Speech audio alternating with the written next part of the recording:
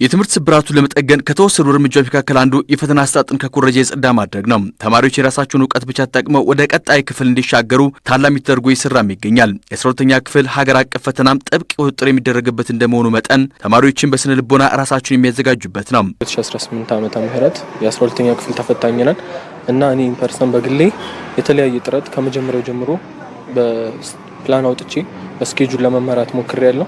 ከዛ ባለፈ ደግሞ በትምህርት ቤቱ በተለያየ መንገድ በሚሰጠን የድጋፍ ትምህርቶች ላይ ለመከታተል ሞክሬያለሁ። ያነበብን ከዛ ሳምንታዊ ክለሳ አለ።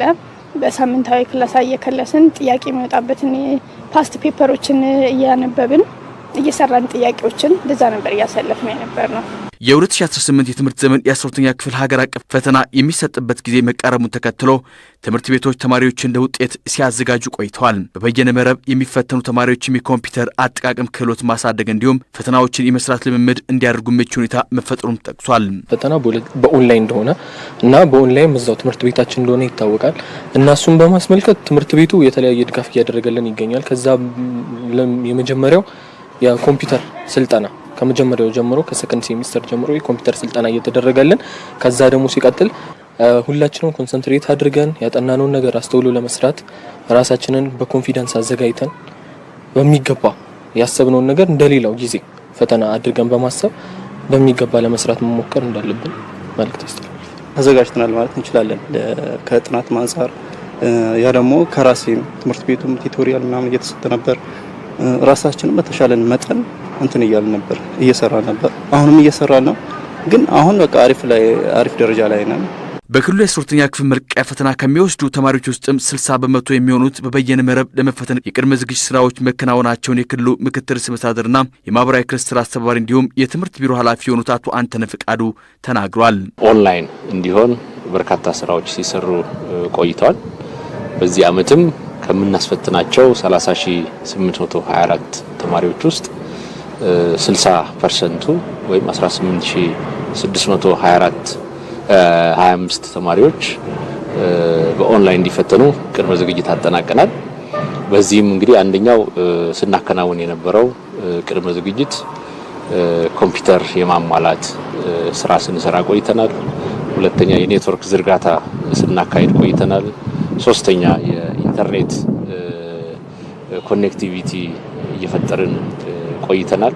የትምህርት ሚኒስትር ዴኤታ ወይዘሮ አየለች እሼቴ በበኩላቸው እንደ ሀገር የ12ኛ ክፍል መልቀቂያ ፈተና በበየነ መረብ ኦንላይን መስጠት ከተጀመረ 3 ዓመታት ስለመቆጠራቸው በመጥቀስ በበየነ መረብ ፈተና የሚወስዱ ተማሪዎችን ቁጥርም ለማሳደግ በትኩረት ይሰራ ይገኛል ያሉትም ወደ ዩኒቨርሲቲ ገብተው የሚፈተኑበት ሁኔታ ነው የነበረው።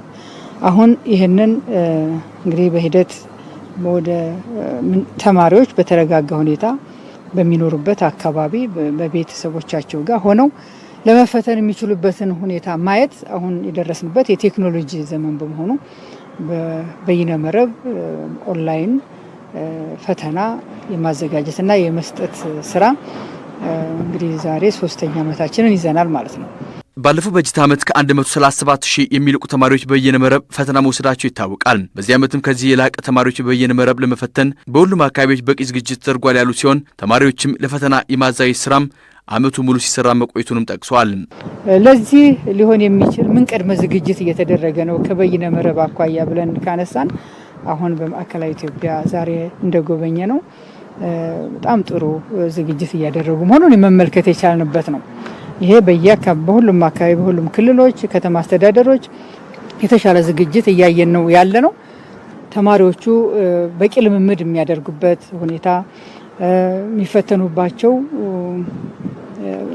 አዳራሾች፣ ክላሶች ምቹ እንዲሆኑ የማድረግ ከኮኔክቲቪቲ ጋር ተያይዞ ያሉ ችግሮች እንዳይኖሩ ከኢትዮ ቴሌኮም ጋር ከመብራት ጋር ተያይዞ ደግሞ ያሉ ችግሮች እንዳይኖሩ እንዲሁ ከመብራት ኃይል ጋር በሀገር አቀፍ ደረጃ ኮሚቴም ተቋቁሞ በክልሎችም በተዋረድ በዚሁ ደረጃ ያሉ ምቹ ሁኔታዎችን ከመፍጠር አኳያ ይህንን ስራ የሚሰራ ግብረ ኃይል ተቋቁሞ እየተሰራ ይገኛል። እንዳነሳሁት የተጀመሩ ስራዎች ተጠናክረው ይቀጥላሉ።